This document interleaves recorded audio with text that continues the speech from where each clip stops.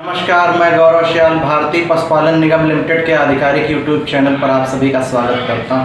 आज मैं आप लोगों से भारत में दुग्ध उत्पादन के इतिहास के बारे में चर्चा करूंगा। जैसा कि आप लोगों को मैं पिछले वीडियो में बता चुका हूं कि दूध उत्पादन का जो है सीधा अर्थ जो है ऑपरेशन फ्लड से है। ऑपरेशन फ्लड से इसको दूसरे नामों से जाना जा सकता है, वाइट रेगुलेशन के नाम से।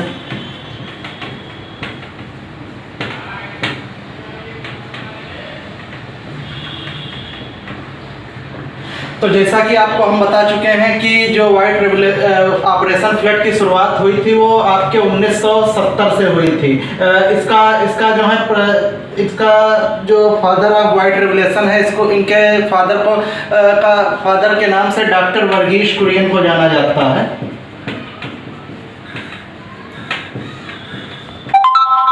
डॉक्टर वर्गीस कुरियन को इन्होंने 1970 में वाइट रेवोल्यूशन और ऑपरेशन फ्लड को जो है बढ़ावा दिया था। इन्होंने 3 चरणों में कार्य किए, जैसा कि पहले बता चुके हैं। पहले चरण को 1970 से 1980 तक जो है इन्होंने चलाया। इसमें इन्होंने जो है 18 दूध उत्पादन का जो है 18 जिलों में भारत के प्रचार एवं प्रसार किया, जिनके इन्होंने मुख्य 4 केंद्र बनाए: दिल्ली, कोलकाता, मद्रास और गुजरात। यहाँ पर इन्होंने दूध का जो है प्रचार एवं प्रसार किया। फिर जो दूसरे चरण की जो शुरुआत हुई वो 1981 से 1985 तक रही। इसमें इन्होंने जो दूध उत्पादन था उसको बढ़ाया। पहले हमारे जो दूध उत्पादन था वो 42,000 टन हुआ करता था, और उसके बाद इन्होंने जो है 1918 तक आते आते 1,40,000 टन तक जो है दूध उत्पादन को बढ़ा दिया। फिर तीसरे चरण में इन्होंने जो कार्य किया वो 1985 से 1996 तक जो है इसका प्रचार एवं प्रसार किया। इसमें जो है ग्रामीण पशुपालकों को इनका उद्देश्य था कि जो है वो प्राथमिक उपचार वगैरह पशु का कर सकें, ये सब था। और ये हमारा जो भारत में दूध का इतिहास है, अब इससे मतलब हम लोगों को ये संबंध है कि जो प्राचीन का जो हमारे जो कृषक हैं उनको जो है मिक्स्ड फार्मिंग के बारे में जो है बताना। मिक्स्ड फार्मिंग का जो अर्थ है हमारा यहाँ पर, मिक्स्ड फार्मिंग का अर्थ ये है कि खेती के साथ साथ जो है करीब जो है पशुपालन को भी जो है बढ़ावा देना। तो इससे जो है ये फायदा हमको मिला कि जो हम लोग हमारे कृषक जो थे वो ऑर्गेनिक फार्मिंग जो है करने लगे, क्योंकि जो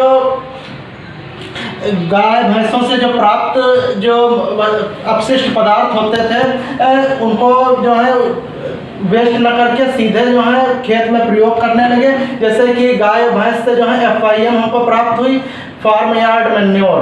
इसका फुल फॉर्म होता है फार्म यार्ड मैन्योर। ये जो है जो इनकी जो गोबर की खाद होती थी, जो FYM के तहत जो है हमारे खेत में की जो है उर्वरा शक्ति को बढ़ाती थी। तो जैसा कि आप लोग जानते हैं कि जो वाइट रेवोल्यूशन के बाद से जो है हमारे दूध उत्पादन में जो है करीब 6.5% की जो है वृद्धि हुई, और धीरे धीरे इसको ऑपरेशन फ्लड को जो है धीरे धीरे बढ़ावा हम लोग देखते गए। तो इसका जो 2018 तक आते आते जो हमारी जो है जो की जो दूध उत्पादन की जो वृद्धि थी वो 176.3 मिलियन टन हो गई। और फिर धीरे धीरे इसमें हम लोग कृषि को बढ़ावा, इसको पशुपालकों को बढ़ावा देते गए। तो फिर जो है हम लोगों ने एक संस्था बनाई जिसका उद्देश्य था कि पशुपालकों को जो है अधिक से अधिक दूध का जो है मूल्य प्राप्त हो सके। जिसके लिए जो है जो कारपोरेशन संस्था थी उसने 27 रुपये पर लीटर जो है दूध का जो है वो रेट निर्धारित कर दिया।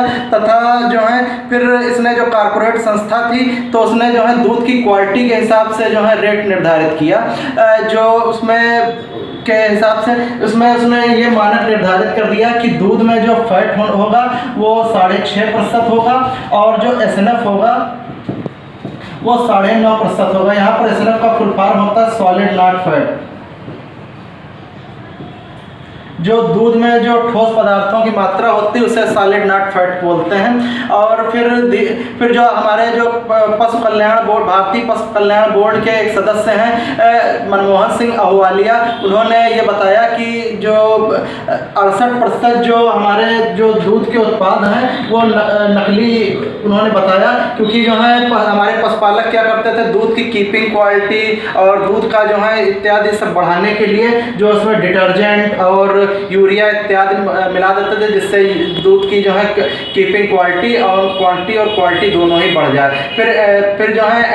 फिर जो हमारी एक संस्था है NDRI, उसने मानक निर्धारित कर दिए कि कोई भी अगर पशुपालक जो है दूध में डिटर्जेंट इत्यादि मिलाया जाता है, पदार्थ मिलाता है तो उसके खिलाफ सख्त से सख्त कार्यवाही की जाएगी। हमारी एक संस्था है FSSAI, इसका जो फुल फॉर्म होता है food safety and standard authority.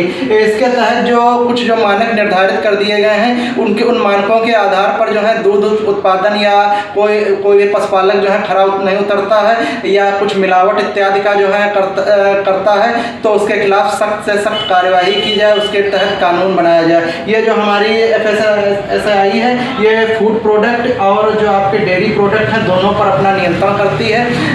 नमस्कार, आशा करते हैं कि आप लोगों को ये जानकारी अधिक से अधिक अच्छी लगी होगी और आप लोग हमारे चैनल को अधिक से अधिक लाइक करिए, सब्सक्राइब करिए तथा बेल आइकन प्रेस करिए, जिससे आप लोगों को आगे की नोटिफिकेशन मिलती रहे। तब तक के लिए नमस्कार। Click on the subscribe button to subscribe to our channel. Press the bell icon on the YouTube app and never miss another update.